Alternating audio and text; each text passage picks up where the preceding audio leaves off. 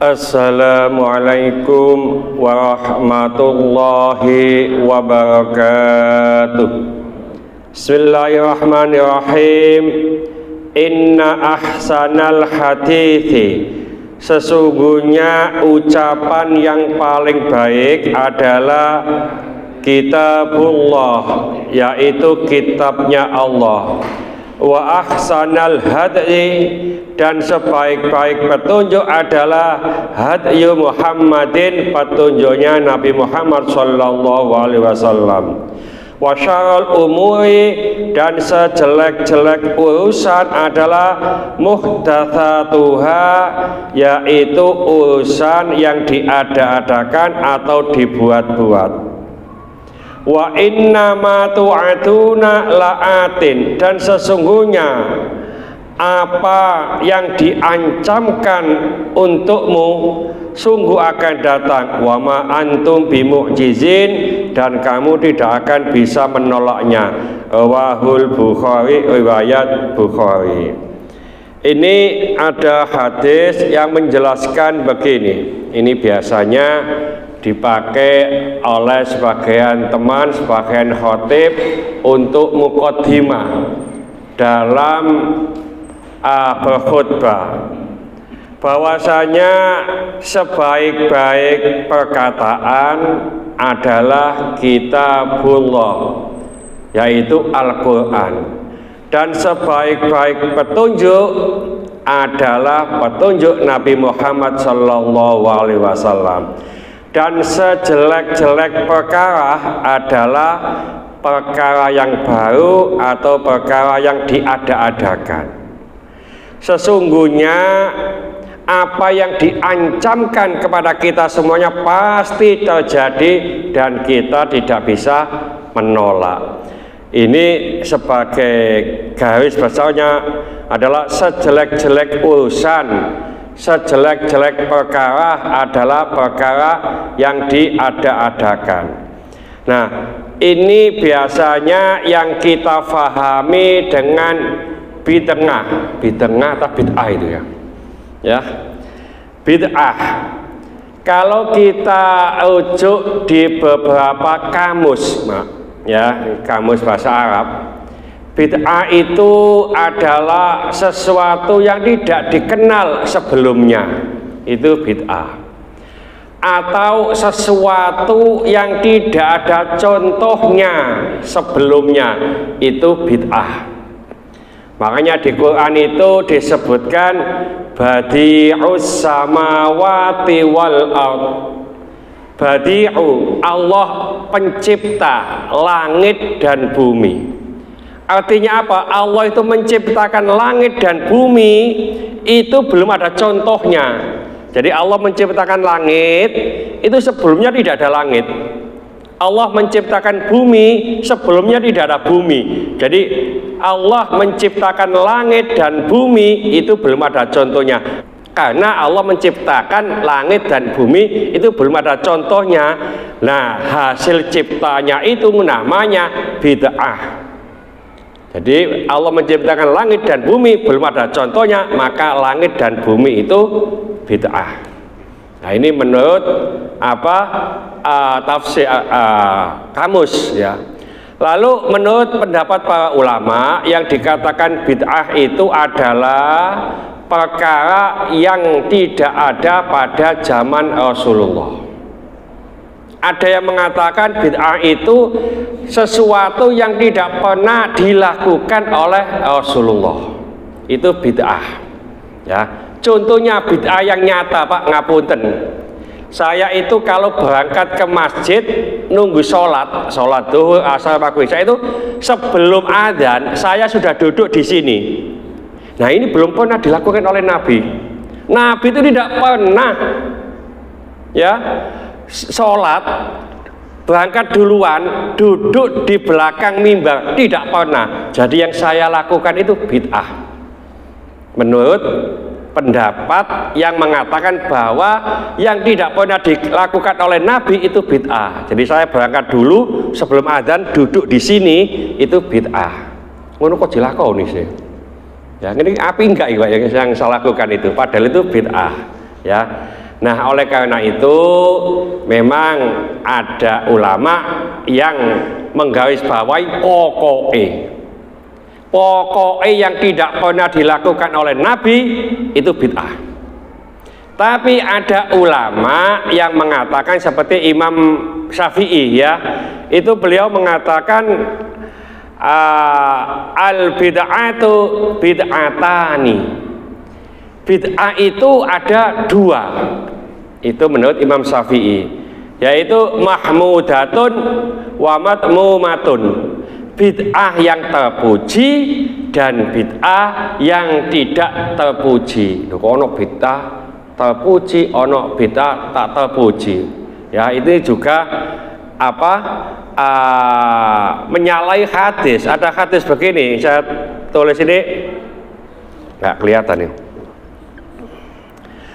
Kullu muhdatsatin bid'atun wa kullu bid'atin dhalalatun wa kullu dhalalatun finnari wa kullu dhalalatin finnari. Ya.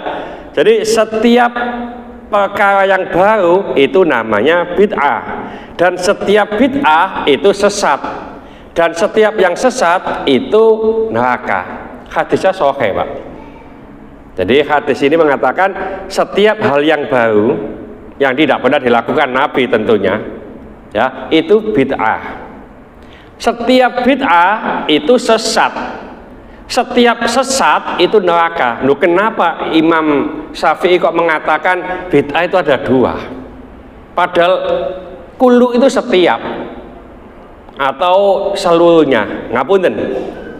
Di dalam kamus bahasa Indonesia, kamus besar, kalau kita melihat kullu, kata-kata kullu itu adalah seluruhnya, setiap. Nah, berarti ini kalau dikatakan kullu bid'atin dhalalatun, setiap bid'ah adalah sesat, itu begitu. Cuma begini, mosok yo Nabi itu punya maksud seperti maksud yang ada di kamus bahasa Indonesia. Nah, dipahami oleh para ulama, kullu itu tidak harus diartikan seluruhnya atau setiap. Coba kita lihat di Al-Quran, satu aja saya contohkan, sebenarnya banyak ya. Di Al-Quran surat Al-Anbiya 30, Pak, itu disebutkan waja'alnal ma'i kulla syai'in hayyin, dan kami jadikan segala sesuatu yang hidup itu dari air. Afala yu'minun, apakah mereka tidak beriman? Coba, waja'alal ma'i kulla, ada kulla, Pak. Kulla, kullu, kuli itu sama ya.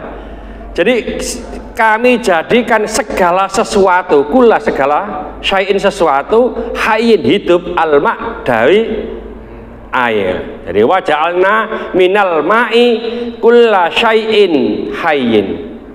Coba ngapunten, kalau ini kita terapkan, Pak ya, Allah menjadikan segala sesuatu yang hidup dari air.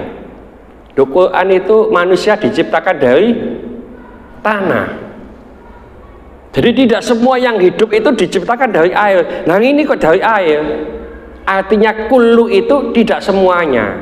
Nah, dipahami oleh para ulama, kullu itu yang pas itu meskipun belum pas, Pak, diartikan kebanyakan. Jadi kebanyakan segala sesuatu yang hidup itu kami jadikan dari air, itu pas. Nah, kalau kullu bid'atin dhalalatun, kebanyakan bid'ah itu sesat. Tapi tidak semuanya, gitu loh saja. Ya, tidak semuanya. Ada hadis lagi begini. Man ahdatsa fi amrina hada ma laisa lahu fa huwa raddun. Ya, man ahdatsa fi amrina hada. Barang siapa yang membuat-buat hal baru dalam urusan agama kami ini, ya, ma laisa, mana nih ya? Ma laisa minhu, yang tidak ada dasarnya dalam agama itu, fa huwa raddun, maka tertolak. Artinya apa? Ini ada hal yang baru dalam agama yang tidak ada dasarnya dalam agama itu tertolak. Artinya apa? Ada tulisan yang tidak disebutkan. Sekali lagi, ada tulisan yang tidak disebutkan. Saya baca lagi. Segala sesuatu atau barang siapa yang membuat-buat hal baru dalam agama ini yang tidak ada dasarnya dalam agama, maka tertolak. Kalau ada dasarnya bagaimana, Pak? Artinya tidak tertolak. Nah, begitu loh maksudnya. Ada kata-kata yang tidak ditulis tapi kita pahami. Artinya menurut Imam Syafi'i tadi, al bid'atu bid'atani. Bid'ah itu ada dua, yaitu mahmudah dan madmumah. Nah, kelanjutan apa yang disampaikan oleh Imam Syafi'i, bid'ah mahmudah, bid'ah yang terpuji itu adalah bid'ah yang sesuai ya dengan Al-Quran dan hadis. Bid'ah yang tidak terpuji itu adalah bid'ah yang tidak sesuai dengan Al-Quran dan hadis. Nota bid'ah yang sesuai dengan Al-Quran dan hadis tadi ya. Contoh umpamanya tadi saya katakan, saya itu melakukan bid'ah karena apa? Karena saya duduk di masjid ini sebelum adzan yang tidak pernah dilakukan oleh Rasulullah. Tapi ada dasar lain, rebutlah soft pertama. Nah, saya ingin merebut soft pertama, Pak. Berarti ada dasarnya. Saya duduk di sini tuh. Saya datang duluan sebelum azan, itu ada dasarnya apa?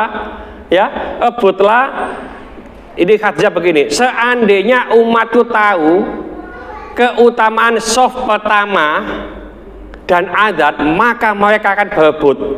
Seandainya tidak mendapatkan dan diadakan undian, pasti ikut. Nah, saya itu ingin merebut soft pertama, maka saya datang duluan.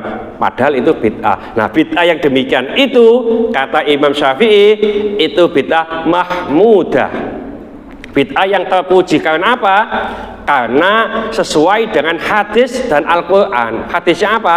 Ya tadi itu merebut soft pertama. Jadi termasuk ngapunten. Sayyidina Umar itu salah satu dari 10 sahabat yang dinyatakan oleh Rasulullah, diisyarahkan oleh Rasulullah masuk surga. Dan itu hadisnya sahih. Ini sahabat Umar. Tapi dalam hadis riwayat Bukhari, hadisnya sahih, Pak. Itu sahabat Umar itu pernah mengatakan, ni'mal bid'atu hadihi. Inilah sebaik-baik bid'ah. Nah, bid'ah kok sebaik-baik? Ini Sayyidina Umar. Ya, itu ngapunten, itu masalah sholat tarawih 20 rakaat yang digagas oleh Sayyidina Umar. Dan Sayyidina Umar itu mengatakan, ni'mal bid'ah hadihi.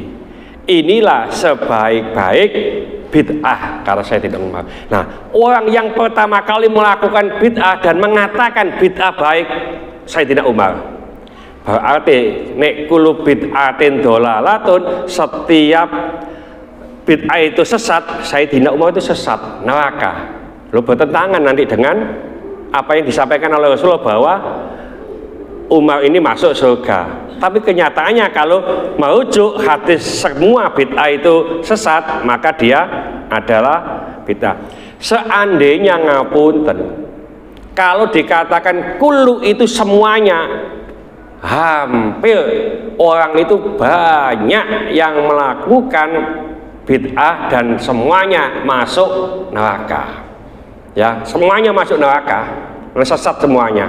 Nah, ini swarga iku engko metitik, Pak. Wonge kabeh nglakukan bid'ah, ngapunten.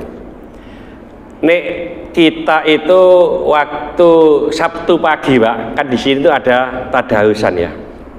Iku siji waca Quran, Pak. Nggak ada yang hafal. Nggak ada yang hafal, maca Quran begini. Nah, Quran itu bid'ah. Mushaf itu loh, mushaf yang dicari bid'ah. Zaman Rasulullah tidak ada. Jadi Quran itu ditulis di daun lontar, daun kurma itu ya, terus ditulis di batu-batu dan seterusnya. Saat Sayyidina Umar itu melihat banyak sahabat yang meninggal di perang Yamamah itu Pak, ada lebih dari 70 orang yang hafal Al-Quran itu meninggal. Risau dia, waduh, ini diterus-teruskan, orang banyak yang meninggal, penghafal Al-Quran meninggal, maka Quran itu hilang. Maka beliau ke Sayyidina Abu Bakar, karena presiden, Abu Bakar, ini banyak orang yang meninggal di perang Yamamah, bagaimana kalau yang ditulis-tulis oleh para sahabat itu dikumpulkan supaya nggak hilang? Apa kata Abu Bakar? Saya tidak berani, saya tidak pernah diperintahkan oleh Rasulullah, itu hal yang baru. Dibujuk terus Pak, itu hadis sahih riwayat Bukhari, dibujuk oleh Umar. Akhirnya Abu Bakar mengatakan oke. Abu Bakar manggil Zaid bin Thabit. Zaid bin Thabit itu adalah penulis, ya, penulis atau sekretaris Rasulullah dalam bidang wahyu, ya. Zaid bin Thabit, ya ada apa Khalifah? Saya didatangi Umar. Umar berkeinginan untuk mengumpulkan tulisan-tulisan itu, tulisan-tulisan Al-Quran, karena banyak sahabat yang meninggal. Ya, sebenarnya saya nggak setuju. Lama kelamaan, itu ada kata begitu, ada kata-kata lama kelamaan Allah meluluhkan hati saya. Itu ada kata-kata Allah meluluhkan hati saya, kata Abu Bakar. Oleh karena itu kamu adalah pemuda yang cerdas, kamu adalah penulis Al-Quran, penulis wahyu ketika Rasulullah, ya, di zaman ini Rasulullah sudah meninggal, ya. Oleh karena itu kumpulkan tulis Al-Quran. Apa kata Zaid bin Thabit? Seandainya saya disuruh memindahkan gunung, itu jauh lebih mudah daripada saya disuruh menulis atau mengumpulkan ini yang tidak pernah diperintah oleh Rasulullah. Begitu, ini Zaid yang mengatakan Pak dalam hadis itu. Akhirnya Abu Bakar terus menerus membujuk, dan Zaid itu mengatakan, karena Abu Bakar terus menerus membujuk, ternyata hatiku diluluhkan oleh Allah. Nah ini ditulis Pak, dikumpulkan, ya, semuanya itu, ya, lalu diberikan kepada salah satu adalah anaknya Sayyidina Umar, Hafsah, ya. Itu belum dijilid begini. Nah, dijilidnya itu ketika pemerintah Sayyidina Utsman. Mohon sahabat-sahabat yang punya hafalan dan tulisan setor ke Zaid bin Thabit. Ada 4 panitia itu.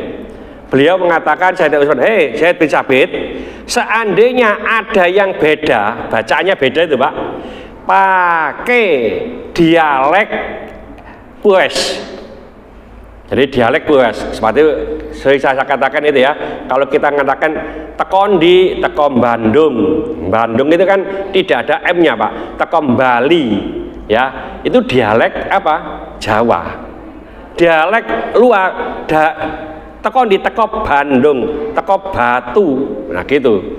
Nah, karena Al-Quran itu diturunkan dengan dialek Quraisy, maka ditulislah dengan dialek Quraisy. Ya, Quran yang kita pahami ini adalah Khat Utsmani. Ada sebagian dialek lain Pak, ya, baca Quran beda, ada banyak, ada 7 dialek. Nah, dulu pernah saya sampaikan, ternyata syaratnya selain hafalan, maka ada tulisan, dan tulisan ini harus ada syahidnya, harus ada saksinya, minimal 2 orang. 2 orang itu dirinya sama orang lain, itu nulisnya itu ada saksinya, ada hafalan. Dikumpulkan semuanya sudah nyampe. Ternyata ada 1 ayat yang semua sahabat ini hafal, tapi tidak ada tulisannya, ya. Jadi yang biasa kita baca waktu dibaan itu ya, apa itu ya? Dibaan itu kan sebelum dibaan ada ayat. Biasa Pak siapa? Misrianto yang baca itu. Ayat apa itu ya? Laqad ja'akum rasulun min anfusikum. Itu tidak ditemukan Pak tulisannya itu. Tapi semuanya hafal, sampai saya tidak mau bingung. Zaid bin Thabit bingung, lapor, Sayyidina Utsman, ini semuanya hafal, sahabat itu Quran, tapi tidak ada tulisannya bagaimana? Itu yang terakhir itu. Akhirnya begini, ya. Ada sahabat saya mengatakan, saya punya tulisannya, tapi saat nulis saya tidak ada syahidnya, tidak ada saksinya, maka saya nggak berani. Ya, jadi hanya satu orang yang punya tulisan, tapi tidak ada saksinya. Nah, ada sahabat yang nyeletuk, tidak apa-apa, begitu. Karena saya pernah menemui Rasulullah itu tidak ada saksi, tapi boleh. Pernah saya ceritakan saat Rasulullah hutang kepada orang Yahudi, lalu ditagih di hadapan para sahabat, padahal sudah dibayar, Pak. Ya, ini Yahudi ini kenemenen ya, pung Muhammad nunggone kanca-kancane halaqah ini tak tagih ini, karena waktu bayar gak ono saksine, Pak. Ya, ayo Muhammad, mana utangmu? Bayar. Loh, kemarin sudah saya bayar. Gitu. Kapan? Kemarin. Di mana? Nduk pos RT 32 umpamane. Di saksine longa. Nabi mengatakan enggak ada saksinya, ya. Akhirnya Nabi longa ada sahabat yang mengatakan, saya saksinya, saya tahu di RT 32 Nabi membayar. Akhirnya si orang ini keluar. Setelah keluar Nabi mengatakan, awakmu lho wong gak ngerti kok ngomong jadi saksi. Jangankan begitu ya Rasulullah, apa saja yang jenengan katakan saya percaya, maka saya saksi. Nah itu kalau saksi ini diperbolehkan. Nah itu jadi dicatat, Pak. Itu bid'ah itu. Dan pas mencatat itu tidak ada titik, tidak ada harokat. Ngono ku nek maca ya gak iso, Pak. Ini kemarin saya dikirim oleh teman yang ada di Qatar. Itu ada manuskrip atau mushaf Al-Quran yang tidak ada harokatnya, tidak ada titiknya. Ya doa repot banyak, saya sendiri bacanya bingung, tapi ditunjukkan itu. Ini surat Al-Humazah. Mocone ngono bingung, Pak. Al-Humazah itu loh sudah diberitahukan, karena tulisannya tidak seperti tulisan yang kita pahami ini ya, agak dawa-dawa gitu. Moco ya wangel ini. Ya, tidak ada titiknya, tidak ada harokatnya, itu aslinya begitu. Nah, ada titiknya itu ketika para tabi'in, ya, tabi'in lah, ya, bukan masa sahabat. Malah ini bid'ah nemenan ini, karena tidak ada yang bisa membaca, ya, jika titik, ya, jika titik, tahu nggak sih guys bisa mengoco, Pak. Musuh ngono harokate macane blengak-blenguk ya, terus jika harokat itu, ya. Nah, oleh karena itu semuanya itu kalau diuntun pokoknya di zaman Rasulullah nggak ada itu bid'ah. Quran itu juga bid'ah. Sing maca Quran sing koyo ngono ku neraka kabeh. Wong bid'ah itu masuk neraka. Nah, artinya begitu. Jadi intinya sing punya pendapat pokoknya seluruh bid'ah, seluruh yang tidak pernah dilakukan Rasulullah neraka, ya monggo, namanya pendapat, Pak, ya. Nah, yang dipahami oleh mayoritas ulama bahwa kebanyakan bid'ah itu sesat. Artinya ada bid'ah yang tidak sesat. Jadi inilah pengertian, jangan sedikit-sedikit bitengah, ya. Itu bitengah, ya. Itu biaya Pak siapa ya bitengah itu, ya. Oh, Jawa Tengah sana itu, ya. Kata Pak Haji Laono bitengah atau bid'ah, ya. Jadi karena moco ain itu nggak iso ngain, ya. Saya punya teman Syafi'i, Pak, Sopingi, ya. Pak Syafi'i, aku ke Sopingi, nah, gitu loh. Duduk Syafi'i, Sopingi. Nah. Ini ada yang bertanya, mungkin kita diskusikan masalah bid'ah. Jadi intinya jangan sampai kita itu belajar sendiri tanpa pengetahuan dari para ulama. Tadi sudah disampaikan bermacam-macam, bahwa termasuk begini dalam surat Al-Kahfi itu yang terkenal, Pak, ya. Setiap kapal itu ada kulnya, Pak. Setiap kapal itu akan dirampas oleh penguasa. Makan dilubangi itu, Pak, ya. Nabi Khidir, Nabi Musa melubangi. Kenapa dilubangi? Ya, karena ada kata-kata setiap kapal bahtera itu nanti dirampas oleh penguasa kecuali yang rusak loh, ada yang kecualinya ya. Jadi artinya kullu itu tidak seluruhnya ya, si rusak gaji rampas ya. Jadi itu artinya kullu tidak harus kata setiap atau semuanya. Memang di kamus bahasa Indonesia, kamus besar itu setiap. Tapi mosok sih Nabi itu ngikuti apa yang ada di kamus itu ya, itu secara umum. Bahkan ada ulama ngapunten, ada ulama itu yang mengatakan menyandarkan bid'ah itu disandarkan dengan hukum 5 fikih itu Pak. Fikih yang 5, ada bid'ah wajib, ada bid'ah sunnah, ada bid'ah mubah, ada bid'ah makruh, ada bid'ah haram. Sampai 5. Bid'ah wajib bagaimana? Ya, jadi semacam itu. Nabi itu tidak pernah membuat madrasah, tidak membuat pondok dengan bangunan itu Pak. Jadi orang yang membuat madrasah, membuat sekolahan, membuat pondok dengan bangunan itu bid'ah. Nah itu para ulama yang mengatakan tadi itu bid'ah wajib, maka wajib itu dilakukan. Nek gak ngono belajar nunggone masjid, pinggir masjid lho Pak. Ya, belajar itu terus. Ada bid'ah yang haram. Ya, maning joget-joget kata udele. Itu zaman Rasulullah ndak ada. Nek ono ndo kene saiki itu bid'ah haram. Ya. Nah, itu ada bid'ah yang disandingkan dengan ada bid'ah sunnah dan seterusnya ya. Mudah-mudahan sedikit ini dibarengi hidayah oleh Allah Subhanahu wa taala. Mudah-mudahan segala hajat kita dikabulkan Allah, segala kesulitan kita dibantu oleh Allah. Mudah-mudahan anak kita menjadi anak yang soleh solehah, taat kepada Allah, patuh dan nurut kepada kedua orang tua. Jangan kasih keturunan, mudah-mudahan Allah berikan keturunan yang soleh solehah. Jangan kasih jodoh, mudah-mudahan Allah berikan jodoh yang soleh solehah.